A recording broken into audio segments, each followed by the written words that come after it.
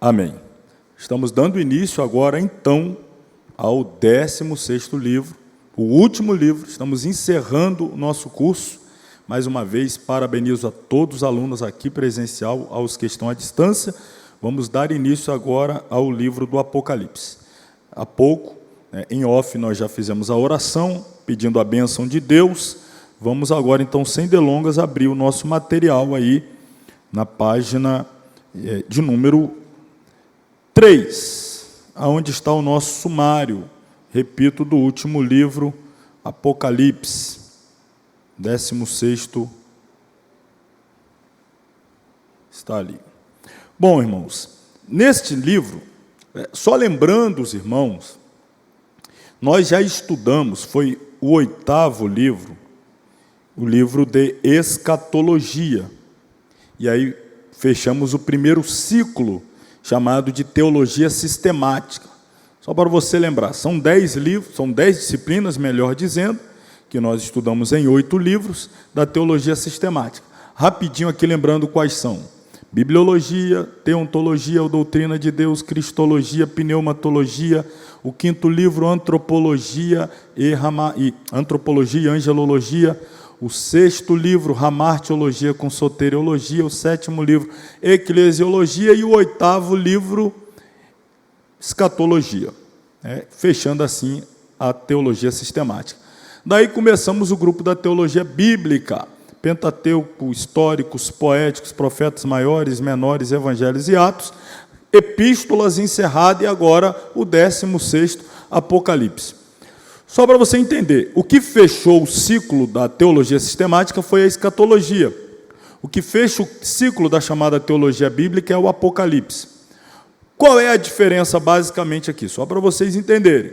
Quando nós estudamos lá na teologia sistemática a escatologia, o nosso olhar estava voltado para a doutrina das últimas coisas. Nós não estávamos presos a um livro, mas estávamos presos a uma doutrina, a doutrina das últimas coisas.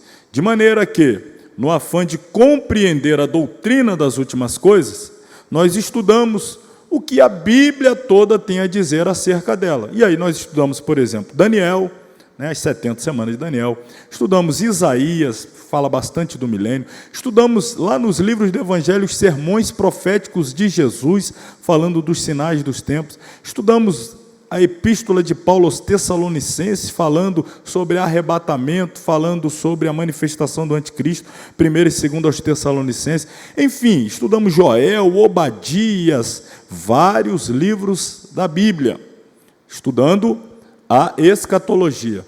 Agora, nós nos restringiremos a estudar apenas um livro. Qual é ele? O Apocalipse. Então, muito do que foi visto em escatologia não será visto aqui no Apocalipse. E o inverso também é verdade. Muito do que veremos aqui no Apocalipse, nós não vimos lá na escatologia. Exemplo, lá na escatologia, nós não fizemos um olhar mais acurado, mais aprofundado, acerca das 7 igrejas do Apocalipse. Aqui nós já vamos dar uma atenção maior às 7 igrejas. Lá nós estudamos, por exemplo, o milênio, que vários textos do livro do profeta Isaías falando sobre o milênio, Zacarias falando sobre o milênio. Quando a gente vai falar do milênio, dentro do livro do Apocalipse, nós temos 5 versículos falando do milênio. 4 ou 5, na verdade, estou até na dúvida agora, só isso. Então, não tem como aprofundar no milênio estudando o Apocalipse. Por isso que nós nos aprofundamos quando estudamos lá em escatologia. Estou dando aqui um panorama, para que você entenda e fale, poxa, mas estamos estudando Apocalipse, não falou daquilo. Lembrando, muitos pontos nós abordamos lá na escatologia. Aqui nós vamos dar um olhar mais aprofundado naquilo que não foi estudado lá. Então, o Apocalipse, então, dá uma olhada aqui. Nós vamos estudar aqui. Primeiro lugar, a visão de Cristo glorificado. Em segundo lugar, a igreja no passado e no presente, ou seja, as 7 igrejas do Apocalipse, dentro dessa perspectiva em que aquelas 7 igrejas representam profeticamente falando, e nós vamos ver isso, toda a dispensação da igreja. Depois, então, terceiro capítulo, aí nós vamos estudar a igreja arrebatada. Obviamente, isso se dará ao término da dispensação da igreja. Depois, nós olharemos para a igreja glorificada no céu, é o quarto capítulo desse nosso material. Vamos, então, mais uma vez dar uma olhada, só que agora não muito aprofundada, porque aprofundamos quando estudamos a escatologia, mas nós precisamos, mais uma vez, falar sobre o que acontecerá na terra logo que a igreja seja arrebatada, que é a grande tribulação. Grande tribulação que se encerrará com a volta pessoal de Jesus em glória, chamada aí a manifestação gloriosa. Teremos, então, na sequência, o milênio e juízo final, que é o capítulo 20 do Apocalipse. O capítulo 20 fala desses dois eventos, estão divididos em poucos versículos, e os capítulos 21 e 22 do Apocalipse falarão do perfeito estado eterno. Vamos aí, sem delongas, então, a nossa introdução, para facilitar aqui e dinamizar a aula, facilitar para mim, e eu penso que também vai te ajudar, embora você já esteja com o material na mão, mas se porventura um ou outro não estiver, ou quem nos acompanha em casa, o conteúdo do material eu coloquei todo aqui no slide, para que eu possa acompanhar aqui pelos slides. Então, você tem a opção de olhar aí no seu material, aqui no slide, nós vamos simultaneamente assim estudá-lo. Apocalipse, um livro aberto. Primeira coisa, a gente tem a ideia de que o Apocalipse é o livro incompreensível, é o livro, alguns até acham impossível de compreender, é a mesma coisa, incompreensível, impossível de compreender, o livro dos mistérios. Porém, a primeira coisa que a gente tem que entender, quando se trata do Apocalipse, é a própria palavra Apocalipse, ou o próprio significado desta palavra.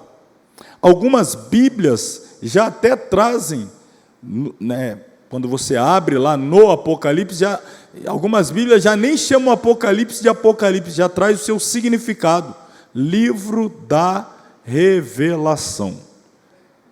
É o significado de Apocalipse, é revelar. Então, é incoerente um livro se chamar Revelação e não revelar.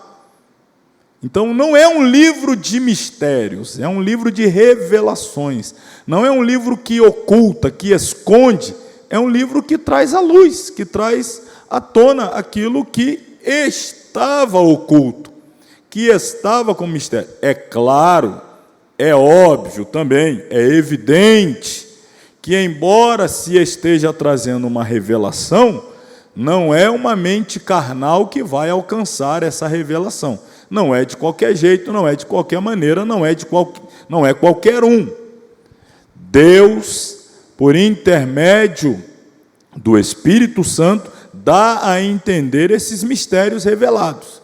Então, o primeiro passo é ter o Espírito Santo, ser por ele habitado, ser regenerado, como nós vamos ver daqui por diante. Primeiro texto aí que eu trago como inicial é o versículo 3 do capítulo 1. Bem-aventurado aquele que lê, e os que ouvem as palavras desta profecia, e guardam as coisas que nela estão escritas, porque o tempo está próximo. Olha aí, já tem uma bem-aventurança para quem lê o Apocalipse. Só de ler você já é bem-aventurado. E quem ainda está conosco, eu espero que todos estejam, na nossa leitura bíblica anual, hoje a gente aí completou a epístola aos Hebreus, já estamos nos encaminhando, então, para Tiago, já seguirá as de Pedro, as de João, Judas e Apocalipse. Semana que vem já estaremos lendo e concluindo a leitura bíblica anual. Semana que vem, até lá para o domingo, acho que a gente encerra a nossa leitura bíblica anual. Então, quem está nos seguindo aí, acompanhando a leitura, desde lá de fevereiro, bem-aventurados que leem. Bem-aventurado também os que ouvem, mas, sobretudo, bem-aventurados que guardam as coisas que neste livro estão escritas. Então, o Apocalipse é um livro de muito difícil interpretação. Isto é um fato reconhecido de todos os estudiosos das Escrituras. Este livro é o apogeu da revelação divina. Eu disse que ele é de difícil, mas não é impossível. Ele não é incompreensível. Depende de uma mente espiritual e de uma compreensão do todo da Bíblia, para a gente chegar aqui neste livro, que é o ápice da revelação, é o apogeu. Então, para você, é a mesma coisa que você pega um livro aí, um livro qualquer, um livro cristão, um livro de devocional cristão, uma história, e aí você tem lá um livro de 300 páginas, e você, para querer entender o livro, você fala, eu vou ler logo as 10 últimas páginas, aí você já começa a dar 290, 300, aí, não entendi nada. Será por que você não entendeu nada, né? Você pega um livro de 300 páginas, resolve ler da 290 a 300, não gostei desse livro não entendi nada. É a mesma coisa, você pega a Bíblia, eu vou ler o Apocalipse, não entendi nada. Mas, é claro, você está lendo um livro de encerramento, de conclusões, de desfecho, de apogeu, mas você nem começou a ver todo o desenrolar, o desdobramento, como começou, por que vai ter essa finalização. É óbvio que para nós que estamos aqui há 2 anos, vindo aí, desde a teologia sistemática, teologia bíblica, agora, a nossa visão agora do Apocalipse, tendo toda essa estrada já percorrida, a nossa compreensão é muito mais facilitada. Eu estou dando aqui o exemplo. É qual um imenso caudal onde desembocam todos os rios, fazendo a menção que os rios são os livros, vem descendo aquelas águas e, de repente, todas elas desembocam lá no Apocalipse. Se você não seguir o fluxo do rio, você não vai entender agora esse desfecho. Ali desaguam tanto as águas, livros do Antigo como os do Novo Testamento. Ele é o oposto do livro do Gênesis. Lá no Gênesis nós temos os começos, a origem. No Apocalipse nós temos o desfecho, a conclusão, a consumação. Gênesis significa origem, e o Apocalipse a revelação final. Então, entre um e outro, nós temos aí os seguintes paralelos. Só lembrando, viu, irmãos? Exatamente o que eu estou falando aqui está aí no seu material, aí na página, estou agora na página 4. Passar agora aqui, página 4 e 5, o que eu coloco aqui no slide, está aí no seu material, página 4 e 5. Esse comparativo entre Gênesis e Apocalipse. No Gênesis, nós temos o paraíso perdido, e no Apocalipse nós temos o quê? Recuperado. Então, imagina você está lendo lá, começou pelo Apocalipse, e pergunta, mas por que o paraíso está sendo recuperado? Se você não leu lá a razão pela qual ele foi perdido, o que aconteceu para o homem perder, você não vai entender agora porque foi necessário Jesus ter vindo para trazer-nos o direito a viver uma vez mais no paraíso, na presença de Deus, na eternidade com Deus. Você vai ter que entender todo esse drama, o desenrolar do drama, para entender o desfecho do drama. Lá no Gênesis nós temos a primeira cidade, Babel, um fracasso. No Apocalipse, a cidade dos remidos, um sucesso. Lá no Gênesis, o princípio da maldição. E no Apocalipse, não haverá mais maldição. No Gênesis, a criação do céu e da terra. No Apocalipse, a criação do novo céu e da nova terra. No Gênesis, a criação da noite e dos mares. No Apocalipse, não haverá nem noite e nem mar. No Gênesis, o casamento do primeiro Adão. E no Apocalipse, quem é que casa? O segundo ou último Adão. No Gênesis, a árvore da vida no Éden. No Apocalipse, a árvore da vida está lá na nova criação. No Gênesis, nós temos as primeiras lágrimas. e no Apocalipse será enxugada dos olhos toda lágrima. No Gênesis, a entrada de Satanás, né, ali na história humana, ali a partir da tentação. No Apocalipse, nós temos o seu julgamento e condenação final. No Gênesis, o conflito entre Cristo e Satanás. No Apocalipse, a condenação final de Satanás. No Gênesis, a criação antiga. No Apocalipse, a nova criação. No Gênesis, a pergunta: onde está o Cordeiro? É a pergunta que Isaac faz a Abraão, seu pai, lá no capítulo 22. No Apocalipse, o Cordeiro aparece reinando, triunfando soberanamente. No Gênesis, a comunhão é perdida. No Apocalipse, ela é restaurada. Pois bem, dito isso, vamos seguir aqui pelo slide. Vamos falar já de autoria, mas para falar da autoria terrena, quem é o autor terreno do livro do Apocalipse? Quem foi o escritor terreno do Apocalipse? João. Todos nós sabemos. Mas eu quero te mostrar algo mais interessante, para a gente entender essa procedência aqui, né? Voltar o slide aqui, ó. Quero falar da procedência do Apocalipse. E aqui, apesar das cores, talvez atrapalhe aí um pouco na leitura, mas é o capítulo 1, versículo 1. Começa assim, ó, primeira palavra, revelação. Talvez esteja difícil aí, mas está aqui, ó, revelação. Revelação de quem? De Jesus Cristo, a qual Deus lhe deu. Com que finalidade? Para mostrar aos seus servos as coisas que brevemente devem acontecer. E pelo seu anjo as enviou e as notificou aí chega o escritor terreno, finalmente, João, seu servo. Então, eu quero chamar a sua atenção para isso aqui que é importantíssimo, irmão, as etapas da revelação do Apocalipse. Vou voltar ao texto mais uma vez para você entender as etapas. Isso aqui é uma lei estabelecida no céu, respeitada no céu e que deve ser reproduzida e naturalmente também respeitada na terra. Que lei é essa? Já falo. Deixa eu só ler mais uma vez o texto para fixar.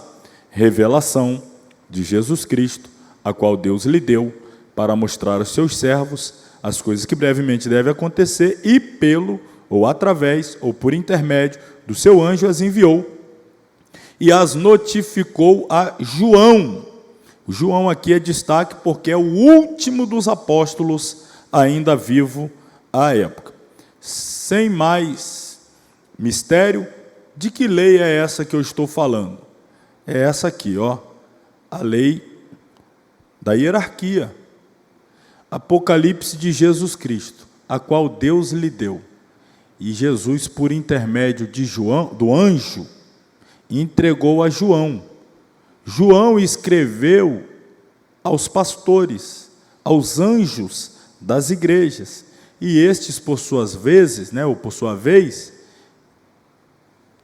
compartilhou a revelação com as igrejas.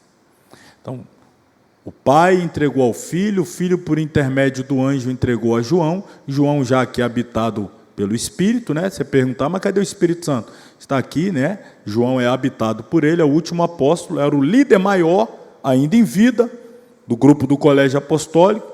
Então, daqui é transmitido para os pastores, e os pastores, por suas vezes, entregam à igreja. E aí, às vezes, a gente vê, né? Eu, por exemplo, estou aqui, ó. Você está aqui, nós estamos aqui. E às vezes a gente vê muita gente na igreja e fala assim, eu não respeito pastor, eu não respeito líder. Se Deus quiser falar comigo, Deus fala direto comigo. Não respeita essa ordem aqui. Mas por que Deus estabeleceu essa? Você quer ter uma ideia? Olha só, irmão. Sabe por que o pecado entrou no mundo? Aliás, antes de entrar no mundo, no universo, na esfera angelical, porque alguém que estava aqui não estava contente de estar aqui, mas no seu coração ele abrigou o seguinte desejo: por que eu não posso ser igual a Deus? que eu tenho que ficar debaixo dessa hierarquia? Não, eu vou subir ao céu, eu serei igual a Deus. Para ele não estava satisfatório estar aqui. E depois plantou no coração da mulher também. Mas você está nessa aí de ficar obedecendo a Deus? Mas Deus mandou obedecer. Sabe por que Deus mandou obedecer? Porque sabe que quando você desobedecer, você vai ser semelhante a Deus. Você vai sair dessa categoria aqui e vai direto para cá. Mais uma vez, o pecado entra na esfera humana por causa do desrespeito a essa ordem, a essa hierarquia, a esse respeito. Então temos que ter cuidado com essa hierarquia. E até aproveito esse detalhe.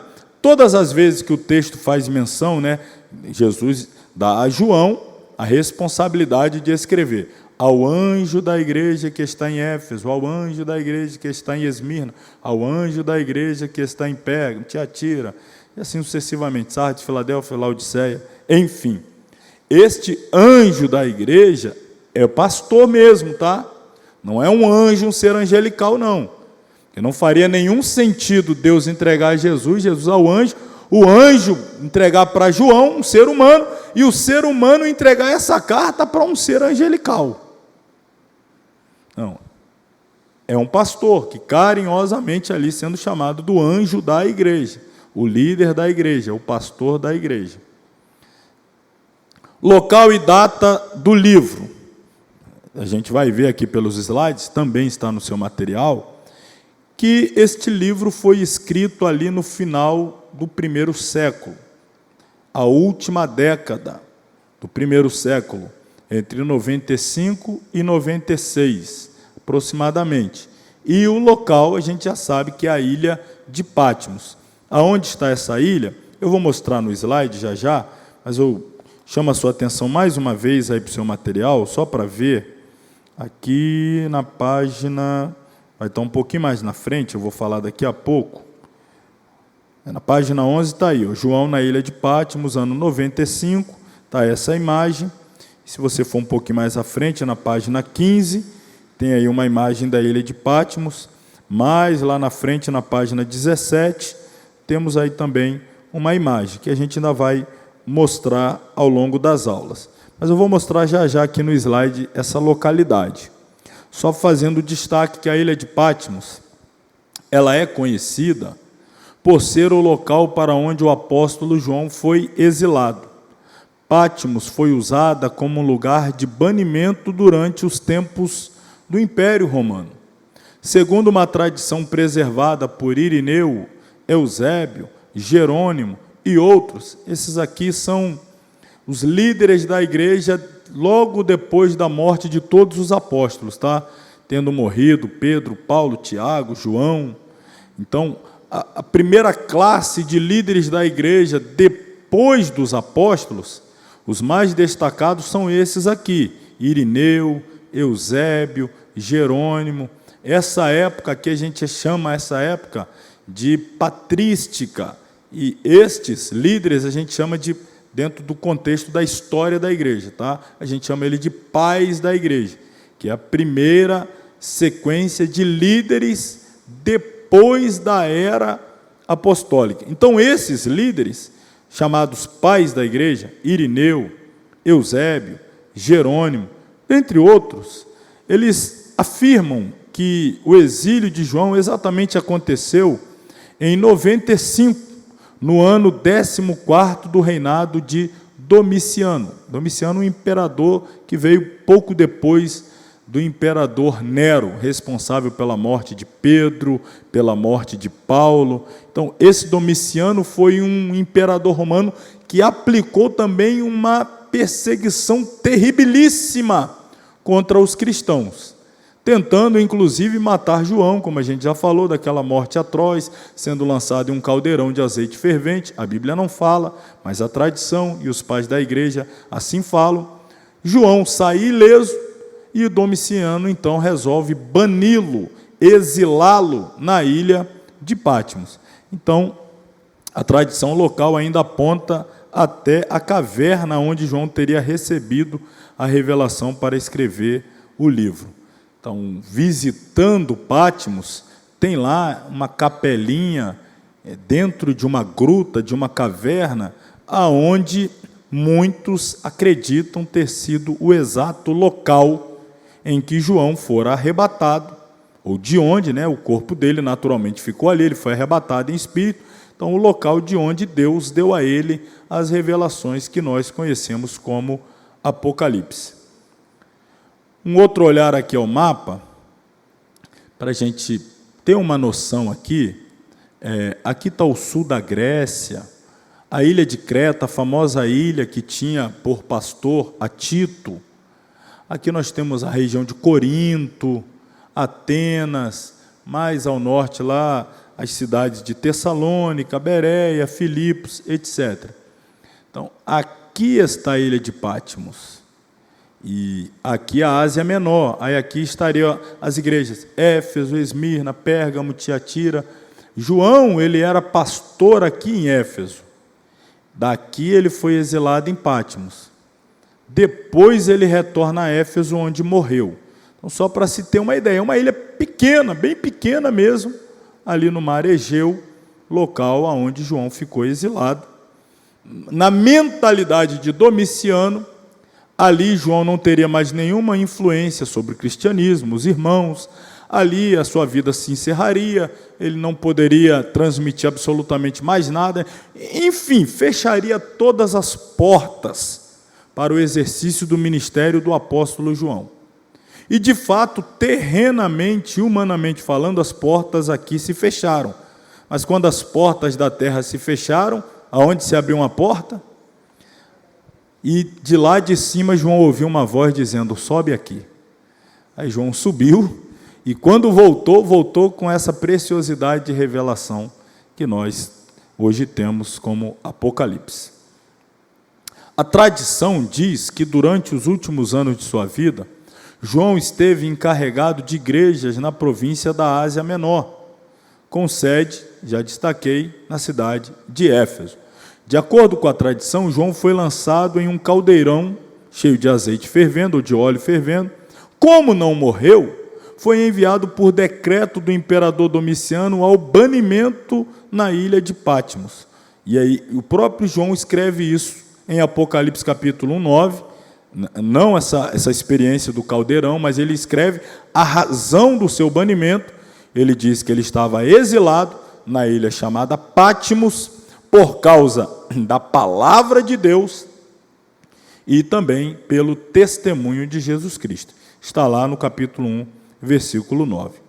Como antecipei, ali pensavam seus inimigos, sua influência não mais seria sentida, e ele morreria, afinal, pelas privações e sofrimento. No entanto, justamente neste local isolado, é que Deus mostra as suas maiores profecias, as quais deram origem ao livro do Apocalipse. Segundo Eusébio, um dos pais da igreja, João foi liberto de Patmos pelo imperador Nerva, ou seja, o substituto de Domiciano. Este dá a João o direito de retorno a Éfeso. Ele retorna e lá é o local onde ele morreu. Vamos ver então aí qual é o tema do Apocalipse. Qual deve ser o tema do Apocalipse? Qual você acha? É a besta? Qual é o tema do Apocalipse? É o dragão? O tema do Apocalipse seria o anticristo? Não. O tema do Apocalipse é este aqui, a vitória de Cristo e de sua igreja. Tem muita gente que fala, você já deve ter ouvido alguém falar, ou talvez até já falou: eu tenho medo de ler o Apocalipse. Já ouviu ou já falou? Para ninguém saber se você é do grupo que ouviu ou já falou, levanta a mão se ouviu e falou, e ninguém vai saber se é do grupo A ou do grupo B. Eu acredito que seja do que já falou. Eu também já falei. Meu Deus, eu tenho medo desse livro.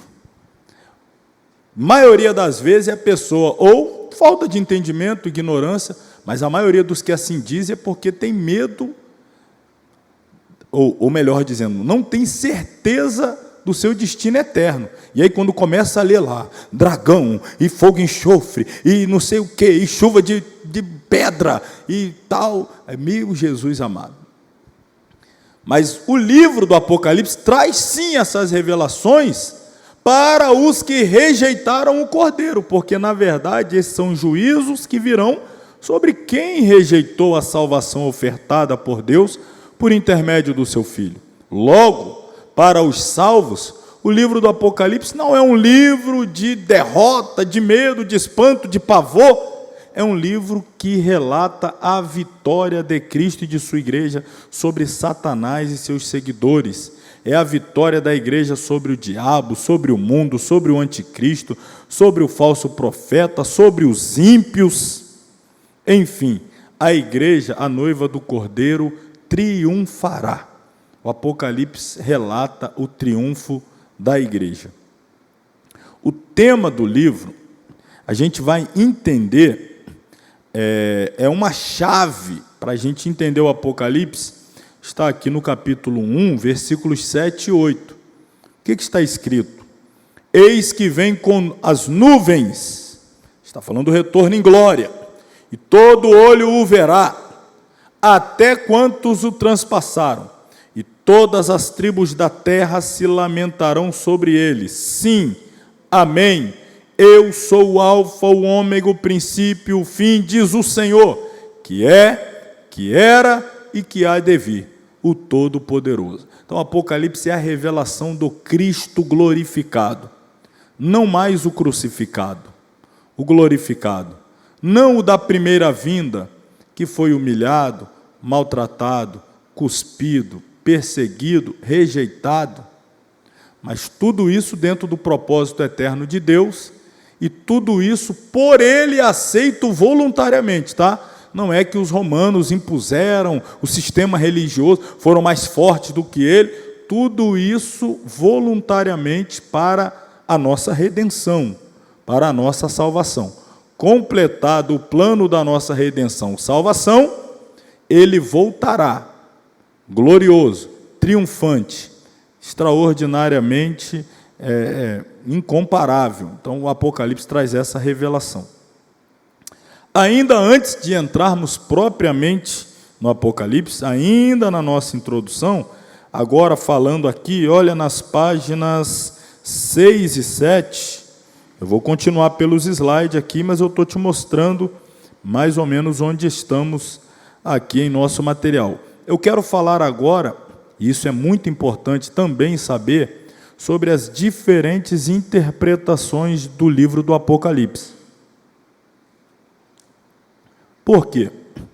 Você é crente, conhece outra pessoa crente, e você entende o Apocalipse de um jeito, ele entende do outro.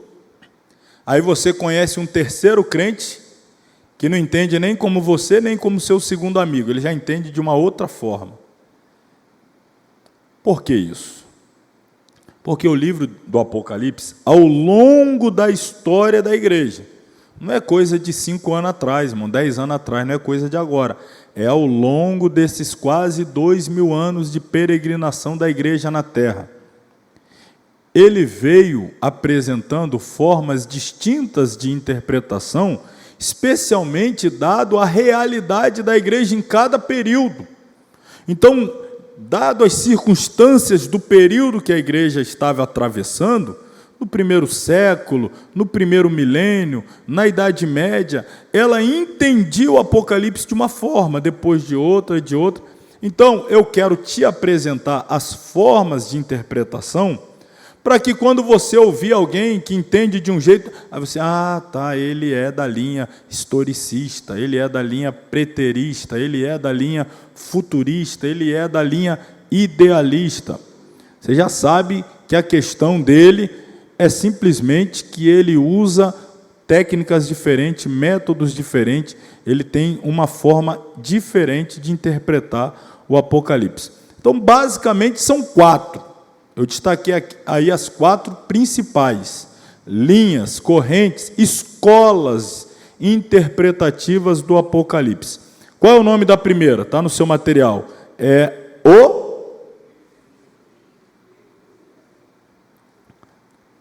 Olha lá, que vou fazer cair na prova, hein? Vocês gaguejaram. É qual? O preterista. Lembra lá da 4ª série, 5ª série, pretérito. Conjuga o verbo no pretérito perfeito, pretérito mais que... Aí você, lembrou aí? Já deu aquele... O que é o pretérito? Pretérito é passado. Simplesmente, pretérito significa passado. Logo, essa linha aqui, preterista, o que ela faz? Essa corrente busca interpretar o Apocalipse com base no seu contexto histórico, passado, história.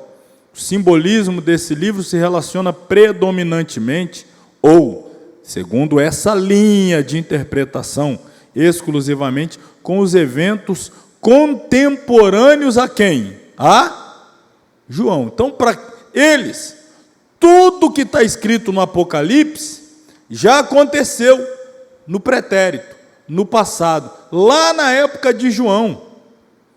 Do 1 ao 22 do Apocalipse, segundo essa linha de interpretação. Não, tudo isso já aconteceu lá na época de João. Deus mostrou a ele o que estava acontecendo lá. Essa linha de interpretação entende assim. As 7 igrejas da Ásia, claro, são igrejas reais, existiram, e para essa linha, então, todo o Apocalipse se destinava exclusivamente para elas, e acabou lá, morreu, cumpriu, realizado, finish. The end, né? Encerrou.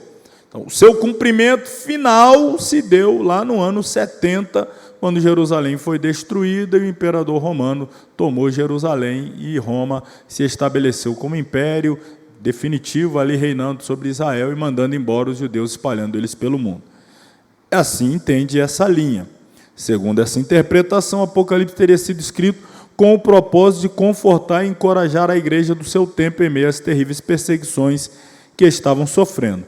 A vinda do Senhor significa a intervenção divina a fim de destruir os governos perversos e estabelecer o seu reino. A besta simboliza o Império Romano, o falso profeta, a classe sacerdotal asiática, que promovia o culto ao imperador. A grande meretriz do capítulo 17 seria a cidade de Roma, lá do 1º século, ou até para alguns lá a Jerusalém, porém apóstata, né? Com os fariseus, saduceus, aquele sistema da religião caída.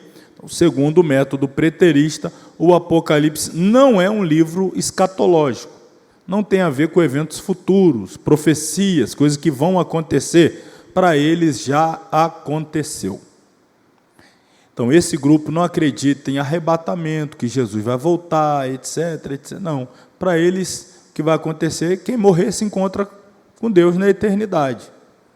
E assim o mundo vai avançando até que todos sejam cristianizados, todos se convertam, e então, quando houver a conversão mundial, então Jesus vem e estabelece seu reino, e acabou. É só isso.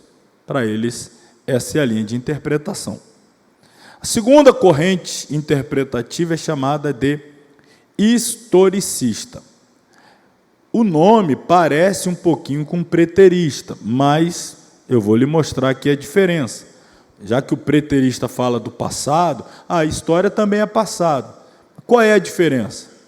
Enquanto a preterista entende que todos os eventos do Apocalipse se cumpriram na época de João, na época da escrita, na época do autor humano, João, a corrente historicista entende o Apocalipse se cumprindo ao longo da história da igreja. 1º século, 2º, 3º, 4º, 5º, foi se cumprindo.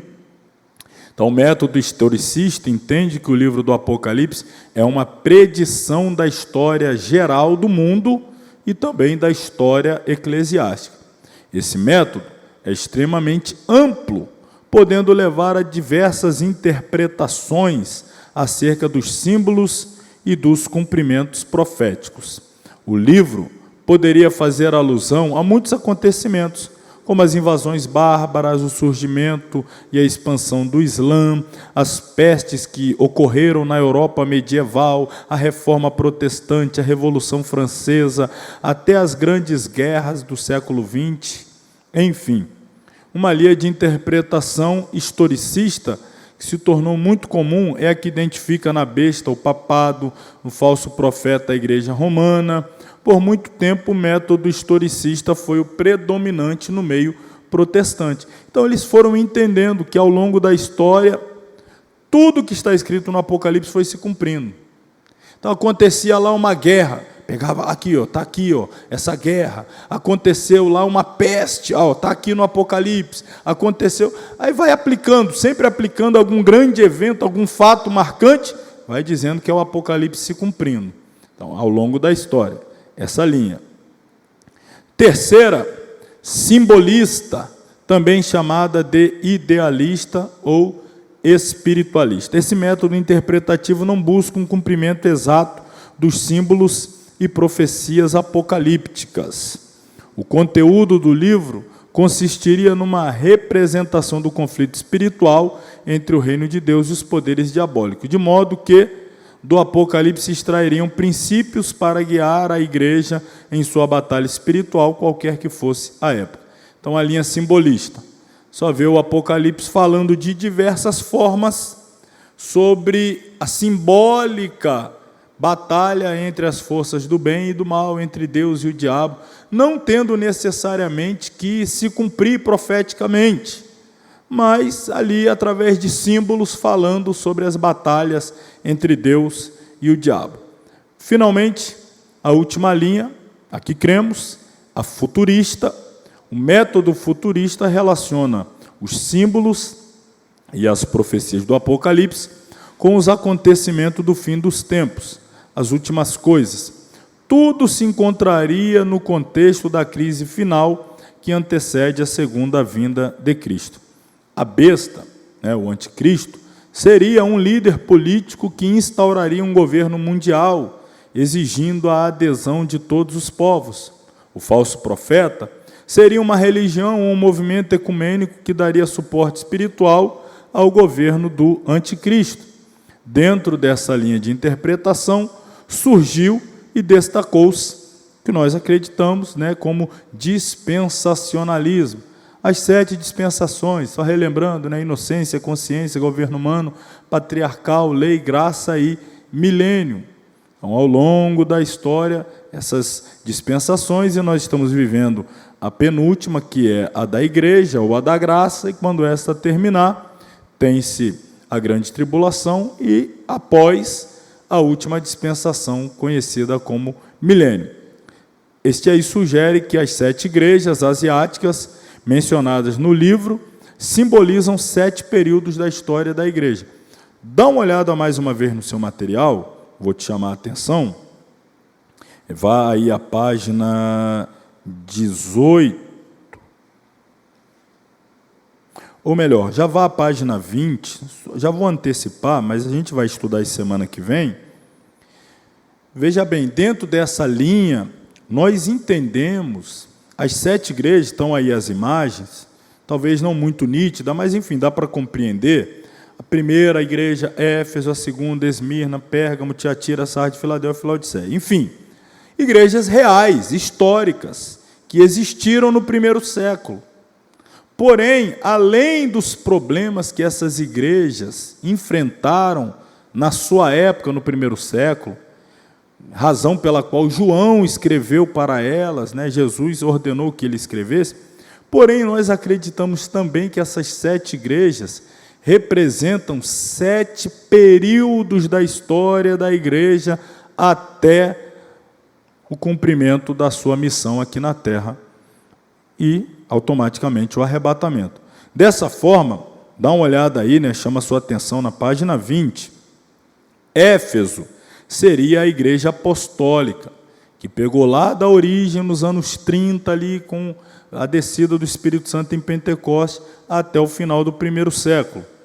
Depois, nós teríamos a igreja de Esmirna, que é uma representação da igreja perseguida, que vai do ano 100 até o 313. Esse 313 aí marca a época em que a igreja ela se casa com o Estado, O Constantino, o imperador romano, transforma o cristianismo em religião oficial do império. E com isso a igreja perde a sua expressão espiritual porque se torna um braço do Estado, se torna a igreja romana, como a gente conhece hoje, a igreja de Roma, a igreja romana. E aí, naturalmente, entra a terceira fase, Pérgamo, igreja-estado, igreja casada com o Estado. Ela vai evoluindo até 590, quando a igreja se torna até maior do que o Estado. O Império Romano declina, o Império Romano vai à bancarrota, perde a sua expressividade na Europa, no mundo, mas principalmente na Europa, porém o papado continua tendo a sua proeminência no mundo. É a quarta era da igreja, Tiatira, a igreja papal, a igreja em que o Papa manda mais do que o rei, mandava mais do que os imperadores e reis lá da Europa, da Espanha, da França e etc. E com isso vai vir os abusos absurdos na era medieval, até chegar então à igreja da Reforma, Sardes, a grande reforma protestante, Martinho Lutero, 1517, né, as suas teses pregadas na igreja de Wittenberg, em 31 de outubro de 1517, comemoramos recentemente aí, né, 507 anos da reforma. Esta vai até 1790. A partir de 1790 nós temos os grandes movimentos avivalistas, missionários da igreja, simbolizando então a igreja de Filadélfia, vai até o final do século XVIII, né? E aí do século XX, entrando aí o século XX, XXI, período de Laodiceia, a igreja apóstata, que é até o final, até o arrebatamento. Então, essa é a linha de interpretação que nós acreditamos. É a linha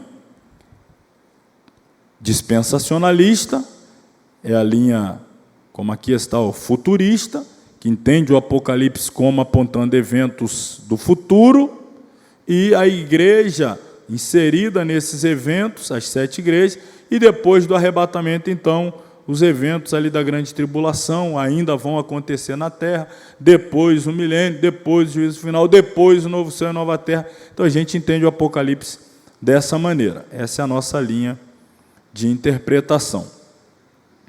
Ainda falando da divisão geral do Apocalipse, eu fui com você lá na frente só para te mostrar essa parte aí, volto no material, deixa eu te mostrar onde exatamente estamos, agora na página 8 e 9, a gente vai falar aí da divisão do Apocalipse, está lá embaixo, aí na parte final, página 8, parte 1, parte 2 e parte 3, a grande divisão do Apocalipse, para a gente entrar nele propriamente dito. Então, o Apocalipse se divide em 3 partes, dentre muitas formas de dividir o Apocalipse, mas essa divisão aqui nos ajuda muito a compreender.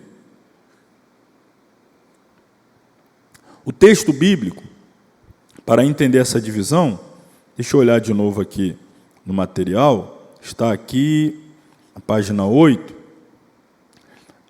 Apocalipse capítulo 1, versículo 19.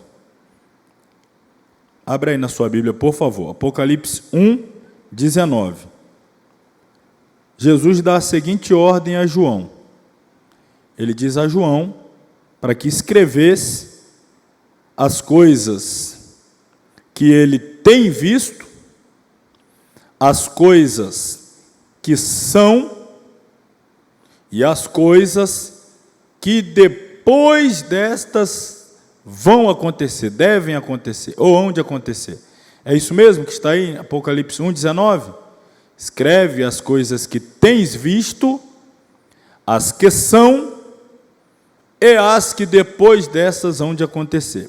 Então, nós temos aí uma divisão tripartídica. Primeira parte, as coisas que João viu. Segunda parte, as que são. Terceira parte, as que vão acontecer. Então, aqui está nos slides. Primeira parte, a que ele viu, é o capítulo 1 do Apocalipse. A visão do Cristo glorificado. A segunda parte, as coisas que são. São os capítulos 2 e 3, período da dispensação da igreja, né, as 7 igrejas, é o período que estamos. As coisas que depois desta, ou seja, depois da dispensação da igreja, devem acontecer, a partir do capítulo 4 até o final, são as coisas concernentes às nações, aos gentios, ao estabelecimento do reino de Deus na terra, enfim, as coisas futuras. Então, essa é a grande divisão do Apocalipse. A gente vai começar a seguir. Esse esboço aqui a gente já viu, falei aí usando o nosso sumário. Sem delongas, vamos aí ao capítulo 1. A ordem de Jesus é para que João escreva, registre e compartilhe as coisas que ele viu, as que são e as que hão de acontecer. Vamos começar pelas que ele viu. Capítulo 1. O que ele viu no capítulo 1? Ele teve a visão do Cristo glorificado. Capítulo, nosso material aí, a página 11. A visão de Cristo glorificado. Vamos olhar aí no material. Jesus Cristo foi a maior pessoa que já viveu nesta terra. Não há ninguém que possa ser comparado a ele. Sua pessoa, seu caráter, sua sabedoria, integridade, seu amor, não podem ser suplantados. Os maiores homens e mulheres da história humana jamais chegaram, tantos que passaram quantos que passarão, enfim, jamais chegarão perto da grandeza da vida de santidade de Cristo. Compará-lo aos maiores vultos da humanidade é como comparar um penhasco a um grão de areia do mar. Definitivamente, Jesus é incomparável. Enfim, no livro do Apocalipse, Jesus é apresentado em termos de seu sacrifício de redenção, sua ressurreição e seu reino eterno. Jesus, como Rei Messias, é o tema principal do Apocalipse. E aí nós temos a pergunta: como Jesus aparece em Apocalipse? A primeira pessoa mencionada em Apocalipse é Jesus, revelação de Jesus Cristo. Nesse livro, que fecha as Escrituras, o Senhor assume grande destaque, culminando com a derrota final do diabo, dos demônios e de seus asseclas. Em Apocalipse 1, 12 a 18, Jesus é descrito minuciosamente e especial no tocante à sua posição. De acordo com o apóstolo João, Cristo surge com um semelhante ao Filho do Homem, no meio dos 7 castiçais que simbolizam as 7 igrejas da árvore. Aí vem os detalhes, né? Veste comprida, cinto de ouro, cabelos brancos como a lã, olhos como chama de fogo, pés como latão reluzente, voz como de muitas águas, da boca saindo uma aguda afiada, espada afiada de 2 fios, enfim. Eu vou falar sobre isso aqui agora usando os slides. Então vamos ver essa revelação do Cristo glorificado. As riquezas do capítulo 1 do Apocalipse. Jesus manifesto em estado de extrema glória divina. Lembrando, João, dos 12 apóstolos, a gente já começa tirando Judas, que abandonou Jesus, traiu, saiu para se enforcar, ficam 11. Desses 11, João foi o único que ficou ali no pé da cruz até o último suspiro de Jesus. Foi o único que ficou ali.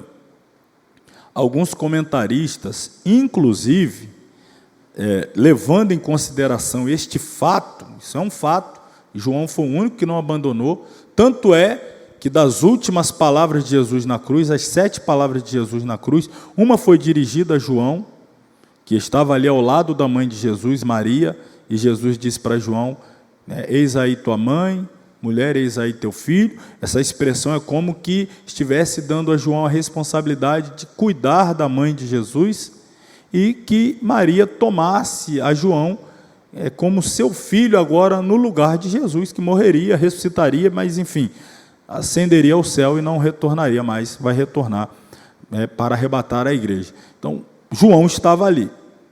Volta aqui ao ponto que eu estava dizendo. Alguns comentaristas levando em consideração esse fato, acreditam que esta foi a razão.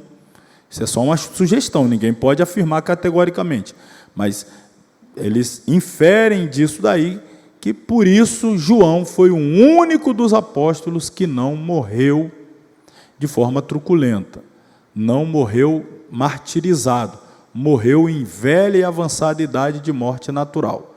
Os demais abandonaram Jesus e cada um teve a sua morte truculenta. João ficou com Jesus ali até o último suspiro e por isso Jesus teria livrado João de uma morte truculenta. Isso é apenas hipótese, tá, irmão? Não temos como afirmar, não significa que uma coisa está diretamente relacionada à outra, mas interessante aqui compartilhar. E eu chamo a atenção para esse fato porque aquele que ficou até o fim para ver Jesus totalmente desfigurado, machucado, dando o último suspiro, foi aquele que ficou também para ter agora a visão de Cristo glorificado no seu mais alto esplendor e glória revelada. Nem compara a glória que Paulo viu ali no caminho de Damasco, foi um relance muito rápido, né? Nem conseguiu ver, ficou cego.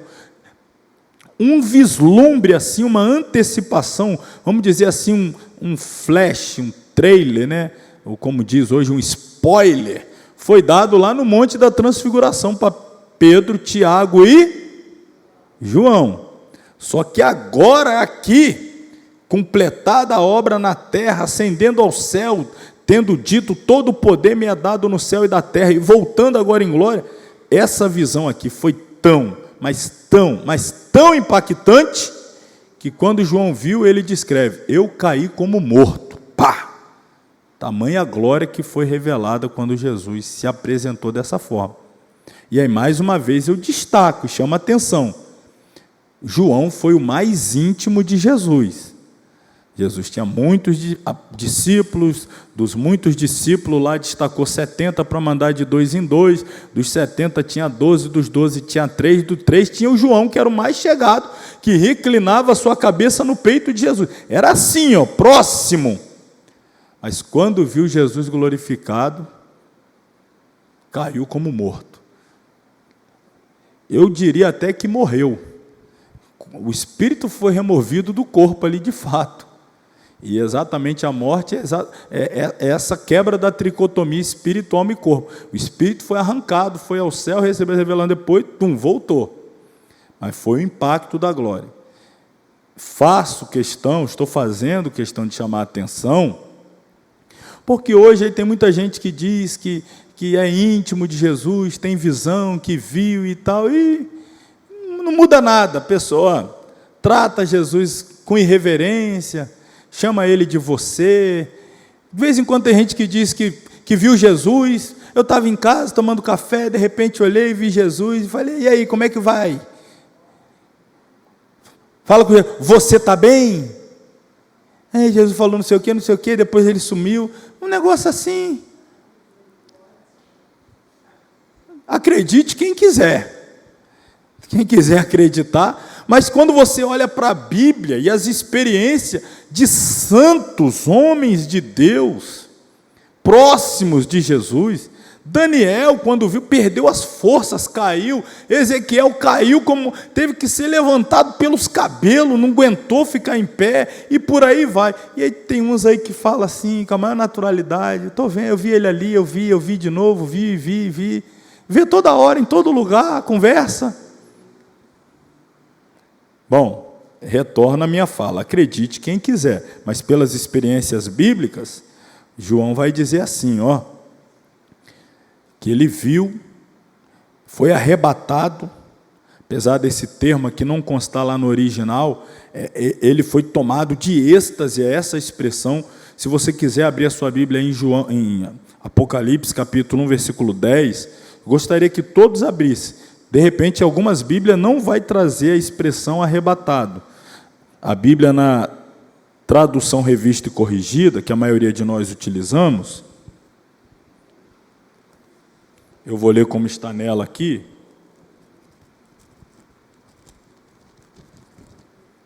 João 1,10.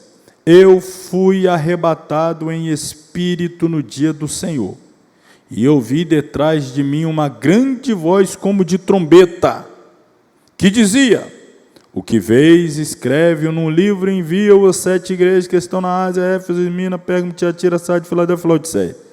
E virei-me para ver quem falava comigo, e virando-me vi 7 castiçais de ouro no meio dos 7 castiçais. Aí vai dar a descrição de Jesus tudinho, até o versículo 17, a gente vai ver essa descrição.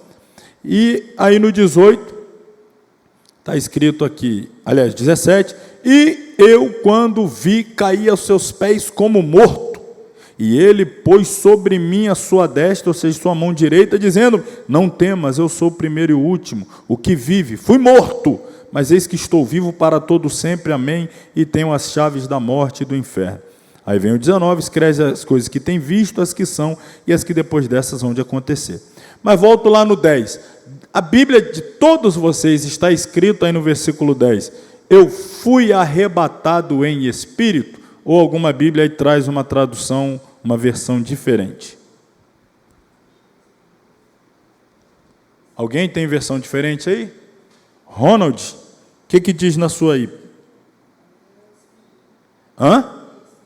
Só diz: me achei em espírito? Estava no espírito. A expressão arrebatado não consta, não é isso? Mas alguém traz uma tradução que não tem a expressão arrebatado? Porque, de fato, irmão, eu trouxe aqui o grego original, a palavra arrebatado não aparece aqui no original.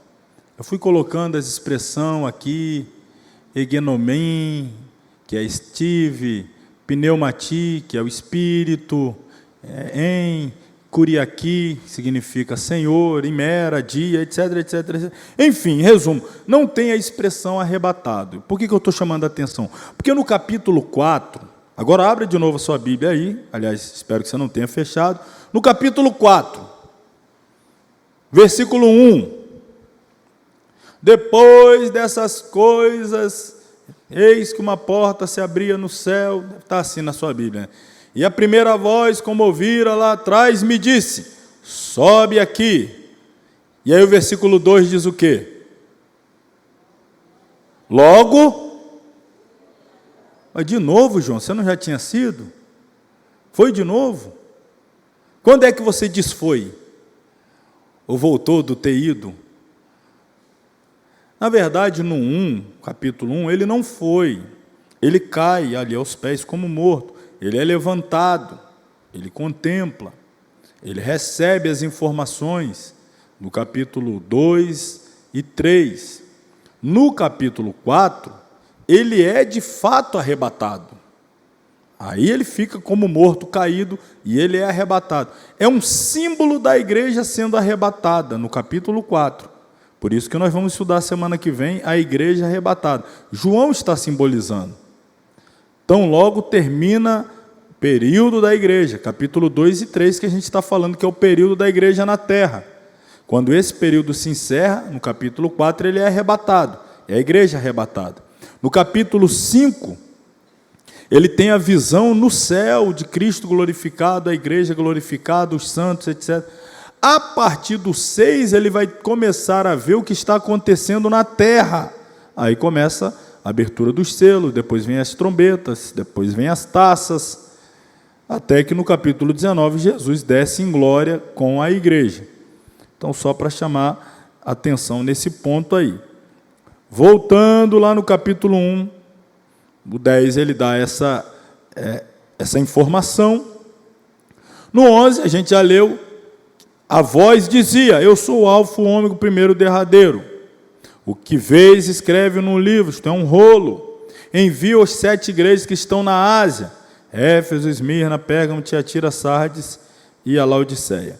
Então João escreveu um rolo, né? Aquele negócio do rolo aqui, desenrola o rolo, etc. Aí João diz: virei-me para ver quem falava comigo, e virando-me vi. Ele viu quem falava com ele? O que ele viu? Está aí no capítulo, estamos no capítulo 1, versículo 12. Virei-me para ver quem falava comigo, e virando-me vi Aí depois ele vai dizer, e no meio dos 7 castiçais.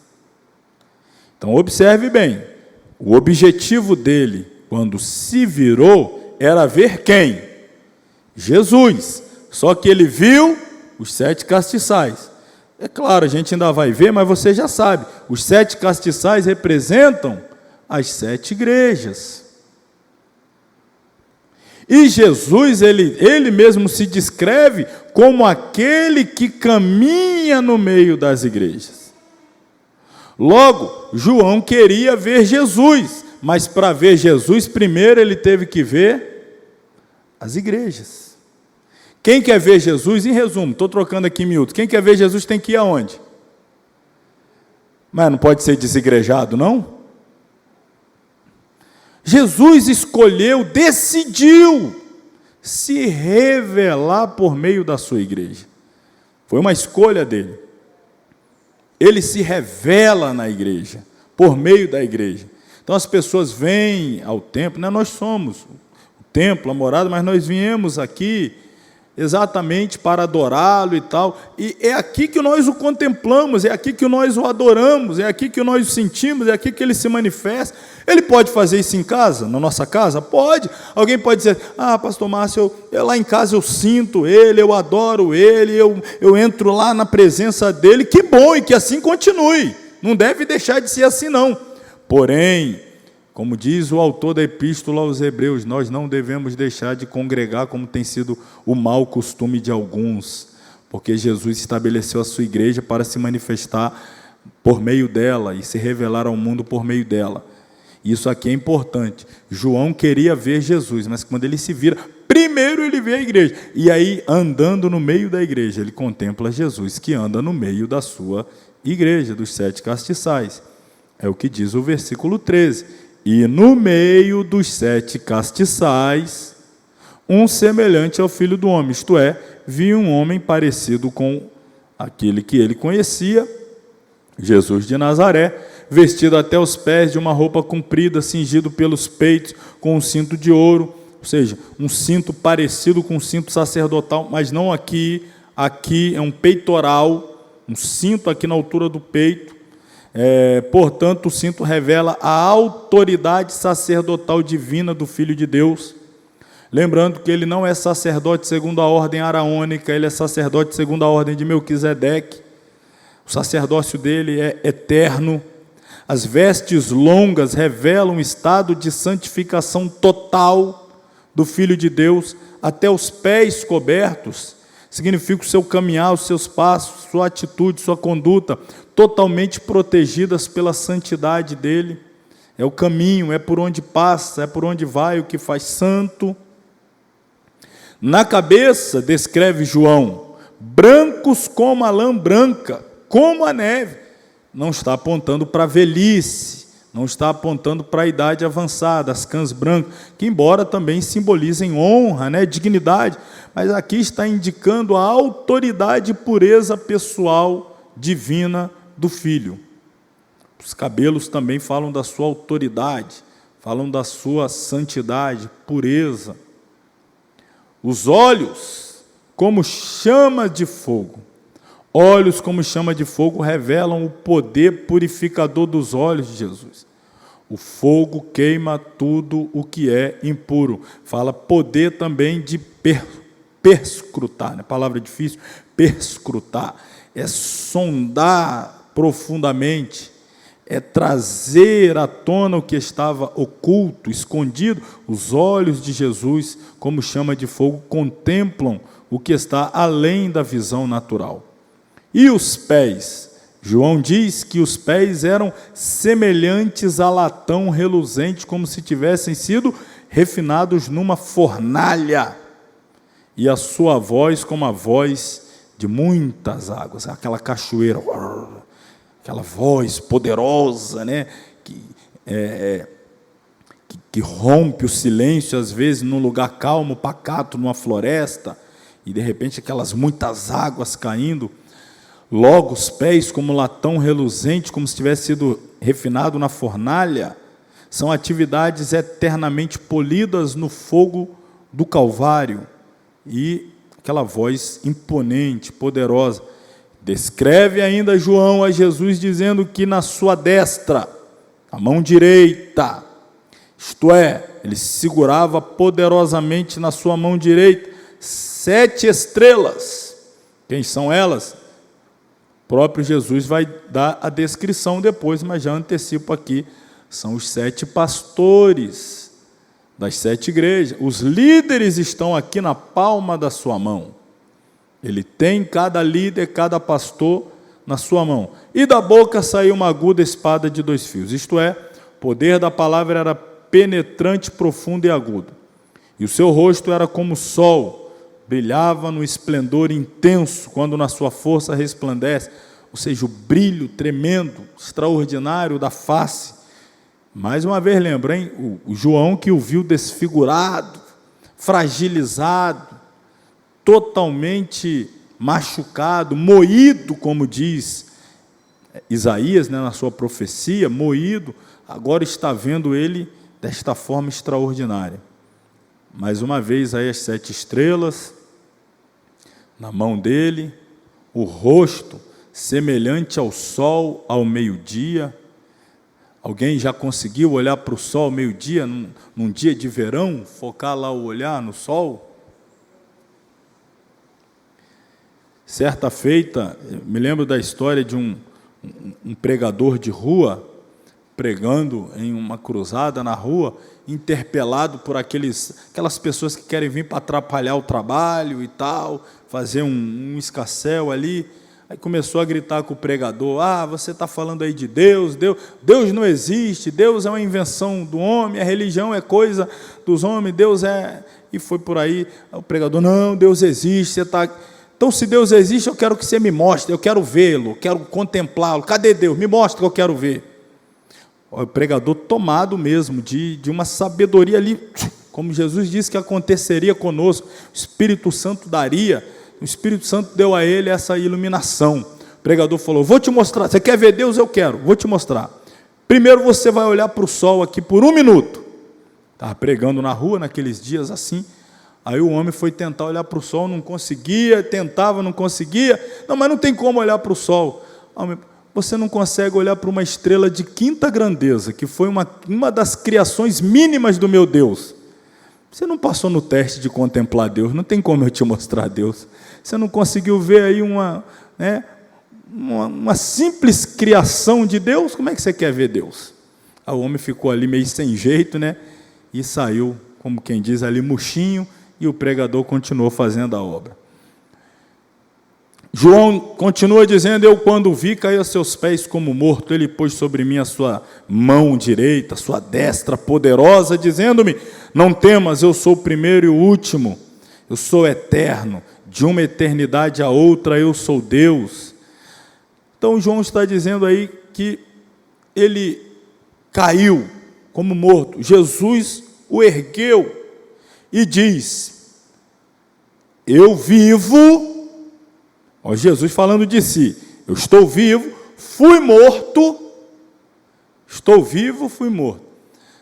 Todas as pessoas que passaram pela terra, todos os grandes líderes aí das religiões inventadas pelo homem, todos eles, se você for no cemitério lá, você vai ver a tumba lá dos fundadores do Espiritismo, Allan Kardec, do Confucionismo, Confúcio, do Budismo, Siddhartha Gautama, e por aí vai, do Testemunho de Jeová, Charles Taze Russell, essa turma toda aí, você vai ver lá. Estes estiveram vivos e estão mortos. Jesus é o único que pode dizer: eu fui morto, mas estou vivo. Mas ninguém é capaz de dizer: eu já fui morto, tá? Mas eu estou vivo. Os outros não: eu já fui vivo, mas está morto. Jesus, ele é a contramão. E ele diz assim: eis aqui estou vivo para todo sempre, amém. E tenho as chaves da morte, e na sequência ele diz também do inferno. Irmão, essa é a única vez na Bíblia que aparece a expressão: tenho a chave da morte e do inferno. Algum pregador de mente aí mais, como a gente diz, fértil, né? Alguma vez inventou essa história, e isso pegou, se popularizou, e muita gente reproduziu, não sei de onde tirou, mas disse que quando Jesus morreu, estava uma baita de uma festa no inferno. Uns dizem que era pagode que estava tocando, outros dizem que era samba, outros dizem que era funk, e por aí vai. Eu sei que estava uma festa, e aí de repente Jesus entra lá e pega da mão do diabo a chave da morte, do inferno, e sai, e o diabo fica sem a chave de casa. Isso não tem lugar nenhum na Bíblia não, tá, irmão? Isso é coisa mesmo de mente fértil de pregador. Isso não existe em absolutamente lugar nenhum. Não tem essa história de Jesus foi lá e tomei da chave. Ele diz, eu tenho domínio sobre a morte. Eu tenho domínio sobre o inferno, no sentido que é Ele quem manda para lá. O inferno foi criado, a princípio, para o diabo e seus anjos. O inferno é um lugar onde Satanás é condenado a ele. Não é a casa de Satanás, não é o spa dele lá. Isso é coisa de desenho animado, de filme hollywoodiano, que aparece o diabo lá no inferno, o caldeirão e ele lá. Não, irmão, ele é mais uma das, não vou usar nem a expressão vítima não, mas condenado ao inferno, que é o estágio intermediário, o lago de fogo e enxofre, que é o destino eterno. Tem essa de que ele é dono de alguma coisa e depois Jesus teve que tomar dele a força. Então, cuidado. A única expressão na Bíblia é essa aqui. Eu tenho as chaves da morte, isto é, poder e autoridade sobre o espírito da morte e também do inferno. Poder de acesso ao inferno pertence unicamente a mim. É Ele quem manda para lá e salva aqueles que estavam a caminho de lá. Somente Ele. Finalmente, a ordem dada a João é: escreve as coisas que tens visto, a gente acabou de falar sobre elas, a revelação do capítulo 1, as que são, e aí tem a ver com o período dispensacional da igreja, capítulos 2 e 3, e as que depois destas hão de acontecer, ou seja, as que dizem respeito ao futuro, tão logo a igreja seja arrebatada, que vai desenrolar-se na terra após o arrebatamento da igreja. Finalmente, o capítulo 1 se encerra com Jesus dizendo, o mistério, isto é, o segredo das 7 estrelas. Perceba, o Apocalipse tem essa proposta, revelar os mistérios. O mistério das estrelas que viste na minha mão e dos 7 castiçais, e Jesus vai revelar o seguinte, as 7 estrelas são os anjos das 7 igrejas, ou seja, os 7 pastores das 7 igrejas locais da Ásia, Éfeso, Esmirna, Pérgamo, etc. Os 7 castiçais são as 7 igrejas. Isto é, aos meus olhos, as igrejas locais se assemelham a castiçais de ouro puro. Qual era o objetivo, o propósito, a finalidade de um castiçal? É a mesma finalidade dessa lâmpada para nós, é trazer luz a um lugar escuro. Era a fonte de iluminação em lugares escuros, como em regiões aí que outrora não havia energia elétrica, se usava lá a lamparina, o lampião, era o castiçal, era iluminar trevas, iluminar ambientes escuros. Então, na visão de Jesus, cada igreja é um facho de luz em meio a trevas. É um ambiente, vós sois a luz do mundo, é a luz em meio à escuridão das trevas. É isso que representa. E ele está onde? Ele está caminhando no meio das igrejas. Qual a participação de Jesus nas 7 igrejas? A gente vai ver. Jesus é o cabeça da igreja. A igreja é o corpo, ele é o cabeça. Não existe igreja verdadeira sem Cristo como líder. Todas as igrejas que aparecem em Apocalipse, que mais uma vez eu destaco o fato de que representam as igrejas na terra até o desfecho dispensacional que estamos, Jesus diz o seguinte, conheço as tuas obras. Ele está contemplando, ele conhece tudo o que acontece na igreja. Então o Senhor tem uma participação fundamental nas 7 igrejas da Ásia, que representam todas as igrejas cristãs em todos os períodos da história. Já te mostrei no material, né, cada igreja, cada período. Em resumo, vemos que as igrejas locais são castiçais ou e os ministros, né, os pastores das igrejas, são como estrelas, mas só Cristo é o sol. Qual foi o efeito da visão do Cristo glorificado? Só para te mostrar, tá, irmão? Mais uma vez no seu material, estamos aí já vi a página 13, a 14, estou na 14. A participação de Jesus, mostrei aí. Agora nós vamos falar do efeito, para fechar a 14, onde nós vamos encerrar a nossa aula de hoje. Qual foi o efeito? João diz o seguinte: quando o vi, o mesmo João, vira o mesmo Jesus, muitos anos antes, naquele dia junto à cruz, o rosto do Salvador estava desfigurado por tanta agressão física de seus algozes, sua cabeça levava uma coroa de zombaria, seu corpo estava cheio de dores causadas pelas lacerações dos açoites romanos. João vira naquela tarde sombria seu rosto inerte, sem vida, pendido na cruz. Agora, olha a imagem aqui, só mesmo a título, né, de comparação. Agora João está aqui vendo no meio dos castiçais, essa imagem aqui, ilustrativa apenas, glorioso, triunfante, reluzente como o sol, como brilha na sua força total.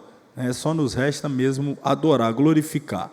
E este João, reforço mais uma vez, tão íntimo, tão próximo, tão amigo, quando contempla Jesus dessa forma, cai aos pés dele como morto. Essa postura de rendição, de adoração, de reverência. Irmãos, é isso que a gente tem que entender.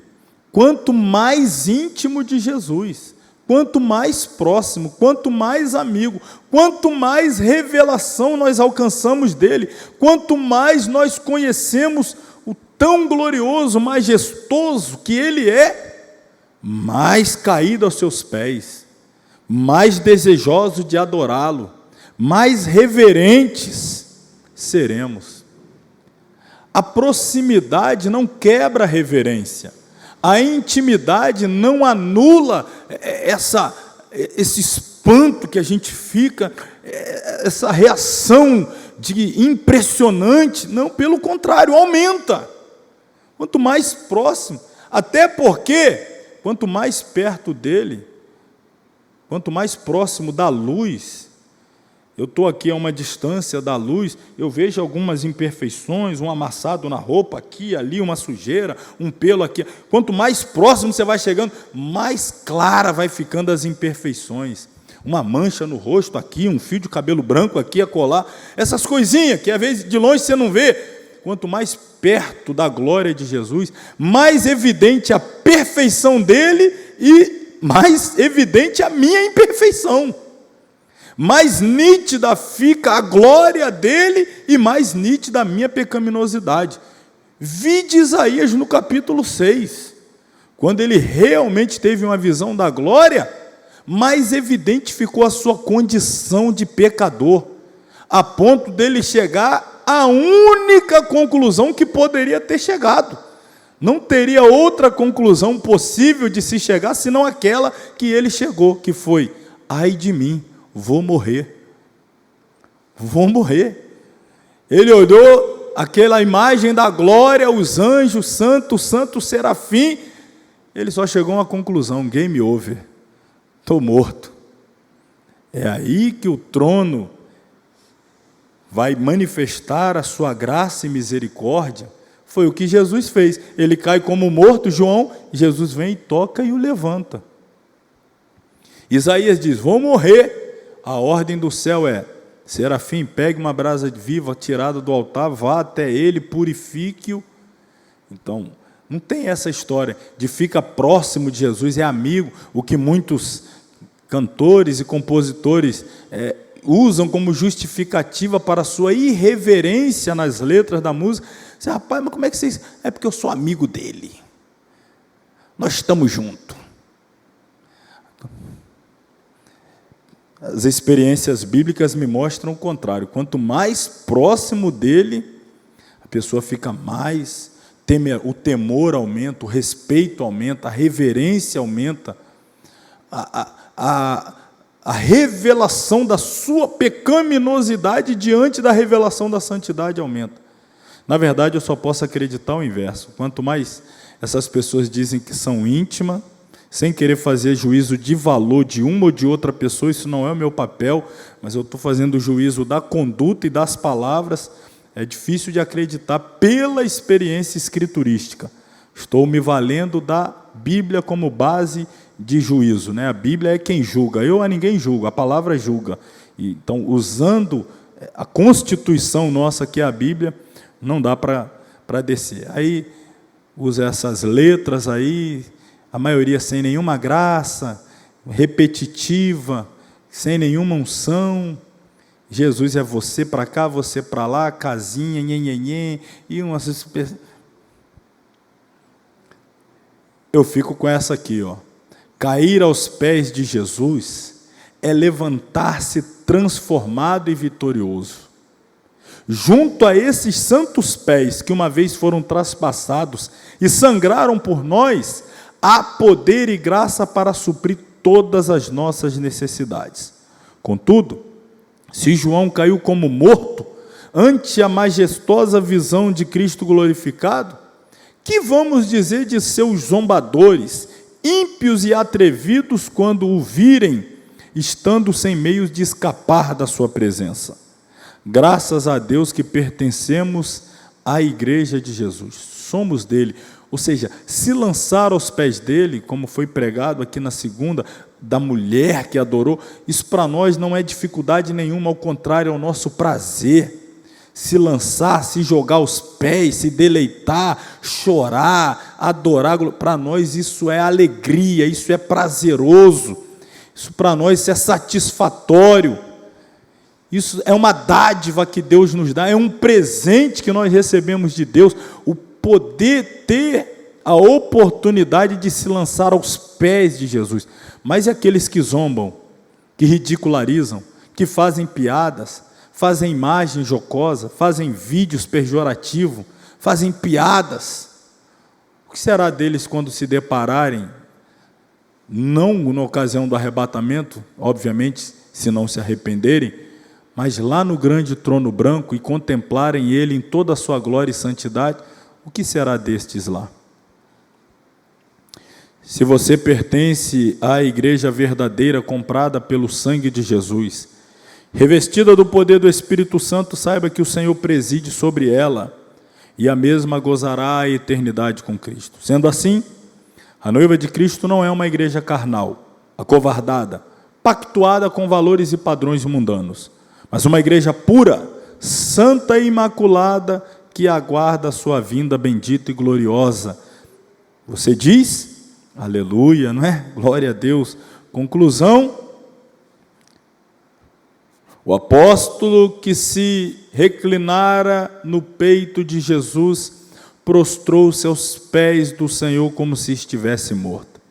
Uma visão do Cristo exaltado não produz outra coisa senão grande reverência e temor. É preciso ter essa atitude de respeito hoje, quando tantos cristãos, aspas aqui deveria haver, falam e agem com uma irreverência vulgarizada para com Deus. O Senhor tranquilizou o apóstolo, tocando-o e falando com ele as palavras: não temas. São um grande encorajamento a todos os filhos de Deus. Não é preciso temer a vida, pois Cristo é aquele que vive. Não é preciso temer a morte, pois ele morreu, está vivo e conquistou a morte.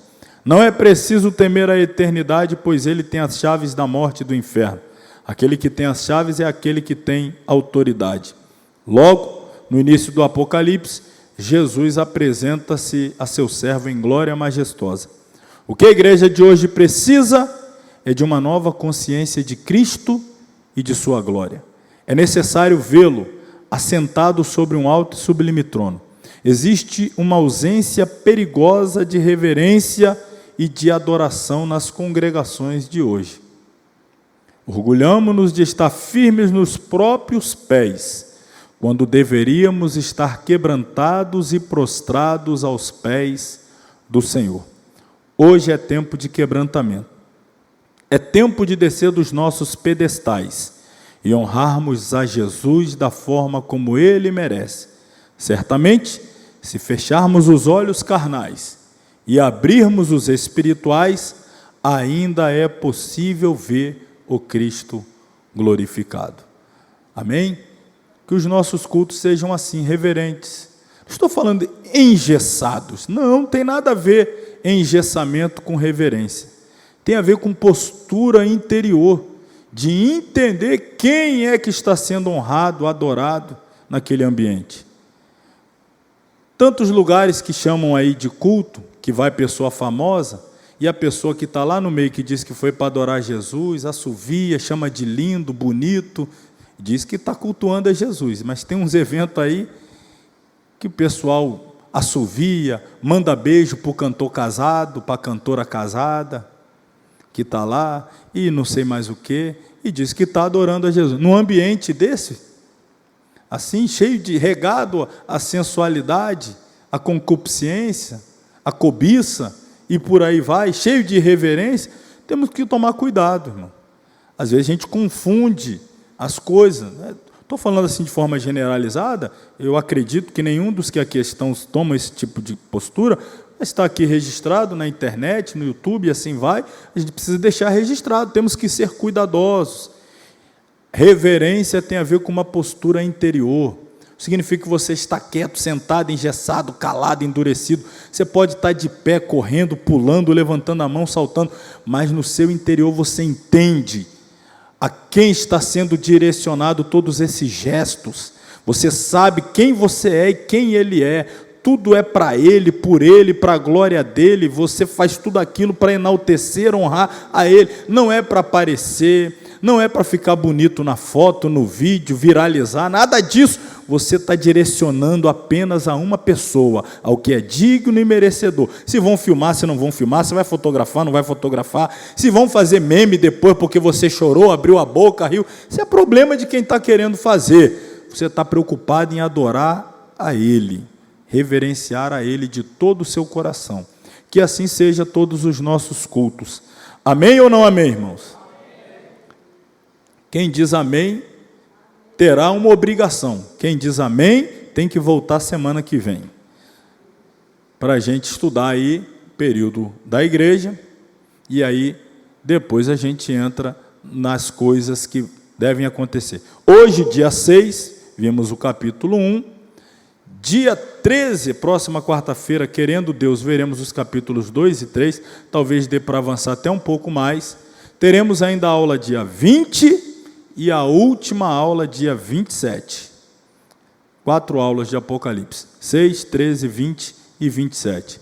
27, portanto, encerramos as nossas aulas, o curso, data limite para acertar aí a beca, formatura, né? Lembrando o valor de R$100, e a nossa formatura se dará, lembrando uma vez mais, dia 14 de dezembro, um sábado, teremos aqui a nossa formatura. E ano que vem, os que desejarem, teremos aí a nossa turma de curso médio, duração de mais um ano, apenas mais um ano, são 10 disciplinas ao longo de um ano, de fevereiro a novembro, assim como nós estamos encerrando novembro, a formatura ano que vem.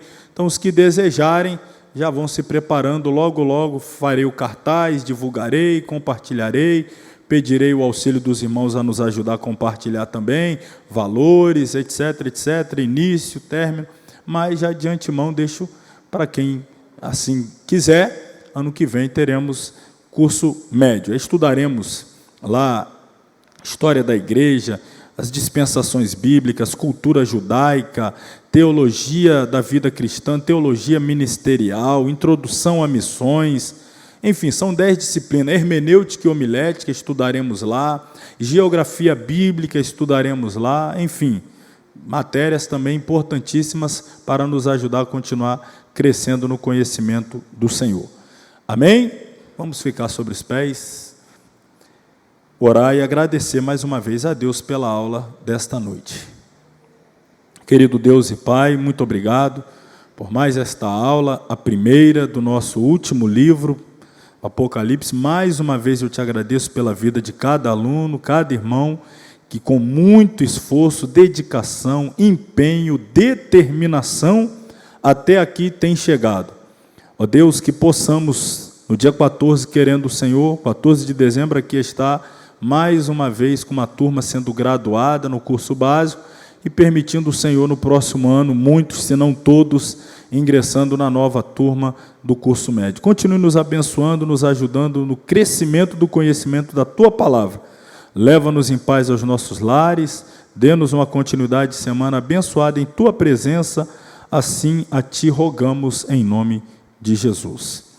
Estenda suas mãos, que o grande amor de Deus, o nosso Pai, a graça do nosso Senhor e Salvador Jesus Cristo, a comunhão e a consolação do Espírito Santo seja com todos que amam e aguardam a volta de Jesus. E todos digam amém. Deus abençoe a todos em nome de Jesus.